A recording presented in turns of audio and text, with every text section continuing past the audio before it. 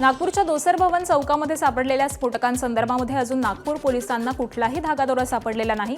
नियमानुसार स्फोटकांवरती barcode number असणं अपेक्षित असतं, मात्र सापडलेल्या स्फोटकांवरती कंपनीचं नाव मात्र बारकोड नाही, त्यामुळे पोलिसांच्या तपासामध्ये अडचणी येत आहेत। पोलिसांनी एसबीएल कंपनीच्या वितरकांना चौकशीला बोलावलेलं होतं आणि या स्फोटकांची निर्मिती करणाऱ्या एसबीएल कंपनीमध्ये देखील नागपूर पोलीस आणि पेसोचं पथक हे चौकशी करत आहे। या संदर्भामध्ये पोलीस उपायुक्त राहुल बंदने यांच्याशी बातचीत केली आमच्या प्रतिनिधींनी, आपण जाणून घेऊयात।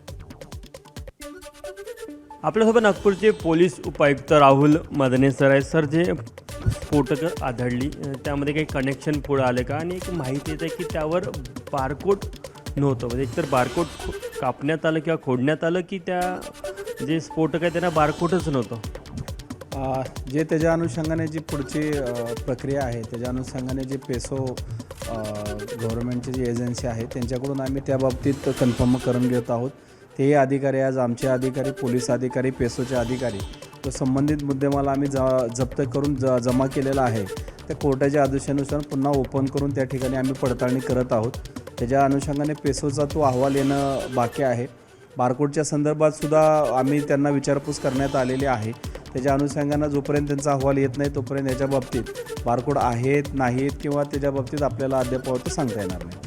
त्यामध्ये जे डेटोनेटर होते त्याचे सर्किट वायर कापलेले असल्याचं पुढं आलेलं आहे। नेमकं त्याचा उपयोग काय होतो मग जर का सर्किट वायर नसेल तर?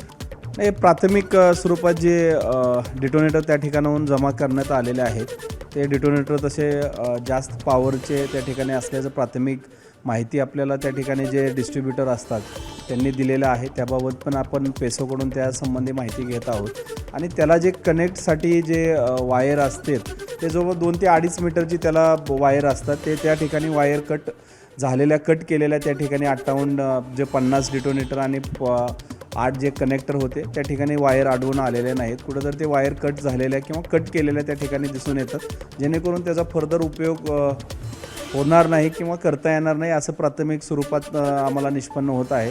त्याच्या अनुषंगाने सुद्धा आम्ही त्या ठिकाणी अधिकची माहिती घेत आहोत।